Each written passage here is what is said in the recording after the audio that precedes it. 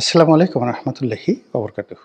সম্মানিত দর্শক, কোনো রকম ভূমিকা না করেই আসল কথায় যাই। বাস্তবতা হলো যে আমেরিকার বর্তমান প্রেসিডেন্ট মিস্টার ডোনাল্ড ট্রাম্প।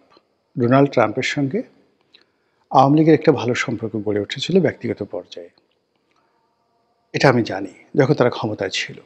এবং ডোনাল্ড ট্রাম্পের একটা ব্যক্তিগত বৈশিষ্ট্য হলো তিনি ব্যক্তিগত সম্পর্কটিকে নিদারুণভাবে সম্মান করেন। আপনারা ইতিমধ্যে লক্ষ্য করেছেন যে আ এমবিএস মোহাম্মদ বিন সালমান, যিনি সৌদি আরবের এই মুহূর্তে ডিফ্যাক্টো কিং। তো তার সঙ্গে ডোনাল্ড ট্রাম্পের যে মেয়ের জামাই কুশনার, তার একটা ব্যক্তিগত বন্ধুত্ব আছে। তো ইভাঙ্কা ট্রাম্প এবং কুশনারের সঙ্গে এই মোহাম্মদ বিন সালমানের ভালো সম্পর্ক থাকার কারণে মিস্টার জো বাইডেন তার পুরো শাসনকালে শত চেষ্টা করেও সৌদি আরবের সাথে সম্পর্কটা ভালো করতে পারেনি।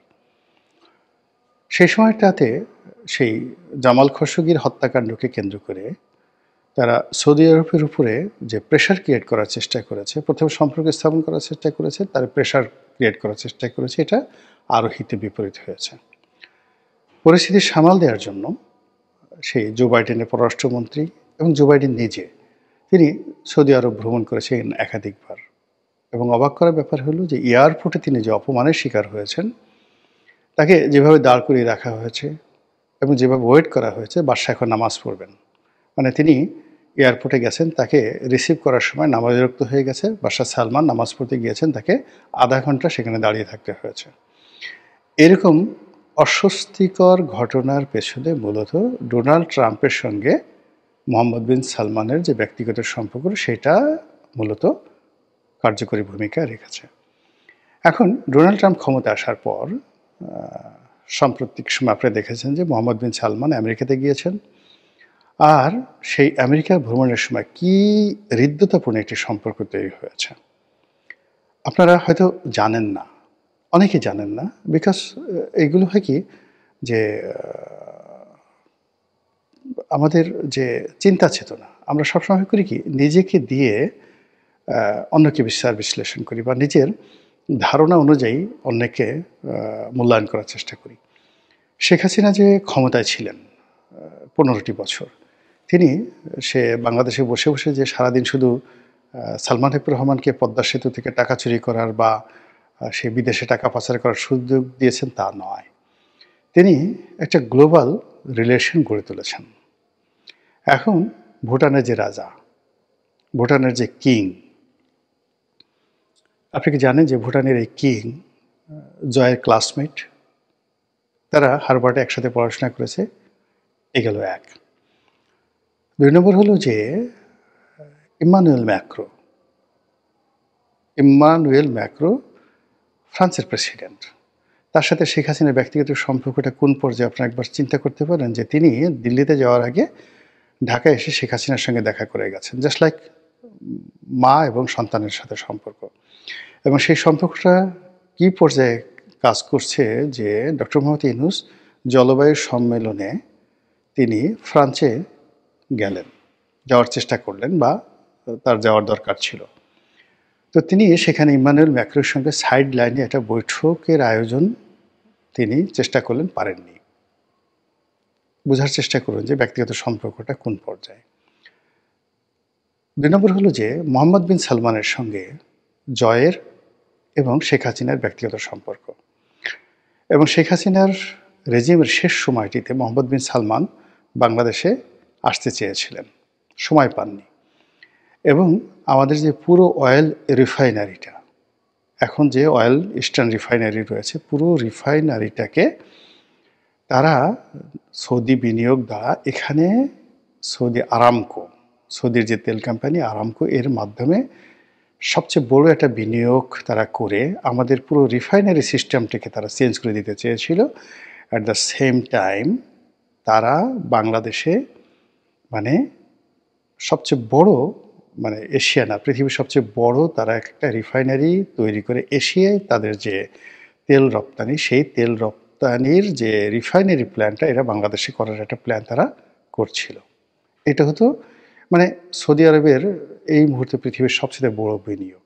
এরকম একটা পরিকল্পনা কিন্তু হচ্ছিল 2024 সনের মানে এপ্রিল-মের দিকে।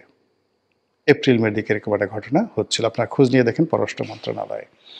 তো এই সম্পর্কটা। এর বাইরে এখন যিনি কাতারের আমির, কাতারের যিনি আমির এই মুহূর্তে যিনি আছেন তার বাবা তিনি শেখ হাসিনার অত্যন্ত ঘনিষ্ঠ বন্ধু ছিলেন।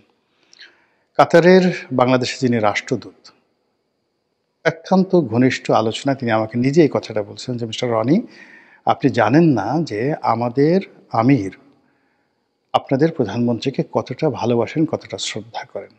তো সেই আমিরের ছেলে এখন কাতারের আমির এবং তাকে বলা হয় পৃথিবীর smartest, one of the smartest king এই মুহূর্তে পৃথিবীর। তো ওইদিকে সালমান, এদিকে কাতারের আমির, এদিকে নরেন্দ্র মোদীর সাথে তার সম্পর্ক, তারপর শেষে ভুটানের কথা বললাম, এবং এই মুহূর্তে সিঙ্গাপুরে যিনি প্রেসিডেন্ট রয়েছেন এবং সিঙ্গাপুরে যিনি এই মুহূর্তে প্রধানমন্ত্রী রয়েছেন, আপনি জানেন তাদের সঙ্গে শেখ হাসিনার কী সম্পর্ক। শেখ হাসিনার কথা বাদ দেন, ওখানে যে সামিট গ্রুপের আজিজ খান আছেন, আজিজ খানের সাথে সিঙ্গাপুরের প্রধানমন্ত্রীর কেমন সম্পর্ক, এটি কি আপনারা জানেন? আপনারা জানেন না। তো যেটা বলছিলাম যে মিস্টার ডোনাল্ড ট্রাম্পের সঙ্গে শেখ হাসিনার একটা ব্যক্তিগত সম্পর্ক রয়েছে এবং সেই সুবাদে জয় এবং পুতুলের ওখানে একটা ভালো সম্পর্ক রয়েছে এবং এটা আমরা ইদানিং দেখতে পাচ্ছি। জয় যে কথাগুলো বলছেন এই মুহূর্তে, তাকে বিভিন্ন অ্যাঙ্গেল থেকে প্রশ্ন করা হচ্ছে যে আপনি তো আমেরিকাতে আছেন, তো আপনার বিরুদ্ধে তো অনেক অভিযোগ, সবাই যেটা আমরা বাংলাদেশ থেকে যেটা বলার চেষ্টা করি যে আমেরিকা এমন একটা কান্ট্রি যেখানে আসলে চুরিচামারির কোনো সুযোগ নেই, যেখানে আপনি কোনো ২ নম্বর কোনো কাজ করতে পারবেন না, আপনি যত বড় রাজা হন, বাদশাহ হন, সেখানে কোনো চুরির টাকা, ২ নম্বরি টাকা নিয়ে সেখানে হজম করতে পারবেন না, এই ধরনের কথাবার্তা। তো সেক্ষেত্রে বলা হয়ে থাকে যে বাংলাদেশ থেকে কত ১৬ লক্ষ কোটি টাকা আওয়ামী লীগ পাচার করেছে। যদি ১৬ লক্ষ কোটি টাকা পাচার করে থাকে, জয়ের কাছে তো ২-১ লক্ষ কোটি টাকা আছে, তো সেই টাকা কোথায় আছে? সুইজারল্যান্ডে থাকতে পারে, সেই টাকা আমেরিকাতে থাকতে পারে, আমেরিকাতে তার গল্ফ কোর্স আছে ইত্যাদি ইত্যাদিতে দিয়ে নানা রকম, মানে শেখ হাসিনা যখন ক্ষমতায় তখনও তো আমরা এই জিনিসগুলো প্রচার করেছি। কিন্তু এখন যেটা দেখা যাচ্ছে এই ১৪ মাস পরে যে জয়ের মানে সবার ধারণা ছিল যে শেখ হাসিনা যতদিন ক্ষমতা আছে এই কারণে আমেরিকা সেখানে নড়াচড়া করছে না, যেদিন শেখ হাসিনা ক্ষমতা চলে যাবে তারপরের জয়কে গ্রেপ্তার করা হবে, তাকে জেলে নেওয়া হবে। কিন্তু জয় সেখানে একটা বহাল তবিয়তে আছে এবং তার ইদানিং যে কথাবার্তাগুলো হচ্ছে, তিনি ফ্রিকুয়েন্টলি ইংরেজিতে কথাবার্তা বলছেন, ইংরেজিতে সাক্ষাৎকার দিচ্ছেন এবং একটা জায়গাতে দেখলাম যে তিনি আমেরিকার সম্পর্কে, ডোনাল্ড ট্রাম্প সম্পর্কে যে কথাগুলো বলছেন তাতে স্পষ্টত বোঝা যাচ্ছে যে ডোনাল্ড ট্রাম্প সরকারের সাথে তার একটা ভালো সম্পর্ক আছে এবং সেই সম্পর্কটা যেটা অতীতে ছিল সেটা এখনও ধারাবাহিকভাবে এটা কন্টিনিউ করছে। This is one. Second thing হলো, এখন এই মুহূর্তে আমেরিকার যে পলিসি, তাদের যে গোয়েন্দা সংস্থাগুলোর প্রধান তুলসী গ্যাবার্ড, তিনি যে কথাগুলো বলেছেন যে এখন বাংলাদেশ থেকে শুরু করে অন্য যে সকল দেশে আমেরিকার ডিপ স্টেট পলিসি কার্যকর ছিল এবং সেই ডিপ স্টেট পলিসির অধীন যে সকল দেশের সরকার পরিবর্তনে আমেরিকা যে বিনিয়োগ করেছে বা যে কর্মকাণ্ড করেছে, it is stop now. This is one. Second thing হলো যে তারা অন্য দেশের ব্যাপারে নাক গলাবে না। থার্ডলি হলো তাদের যারা পুরনো বন্ধু রয়েছে সেই পুরনো বন্ধুর সাথে তারা সম্পর্ক আবার ঝালাই করবে। মধ্যে ইউক্রেন নিয়ে, ইউক্রেন যুদ্ধ নিয়ে, ইউক্রেনের প্রসঙ্গ নিয়ে, রাশিয়ান তেল কেনা নিয়ে নরেন্দ্র মোদীর সঙ্গে যে সম্পর্কটা খারাপ হয়ে গিয়েছিল, সেই সম্পর্কটা তৈরি করার জন্য ডোনাল্ড ট্রাম্প মানে কোন পর্যায়ে নেমেছেন বোঝার চেষ্টা করুন যে তিনি বলছেন আমার বন্ধু ট্রাম্প, না আমার বন্ধু নরেন্দ্র মোদী। আমি তাকে টেলিফোনে তার সাথে কথা হয়েছে, নরেন্দ্র মোদী এত রাগ করেছে তিনি বলছেন আমার সাথে কোনো কথা হয়নি, কিন্তু তারপরে কিন্তু ডোনাল্ড ট্রাম্প থেমে থাকেননি, তিনি বলছেন আমার সঙ্গে তার কথা হয়েছে।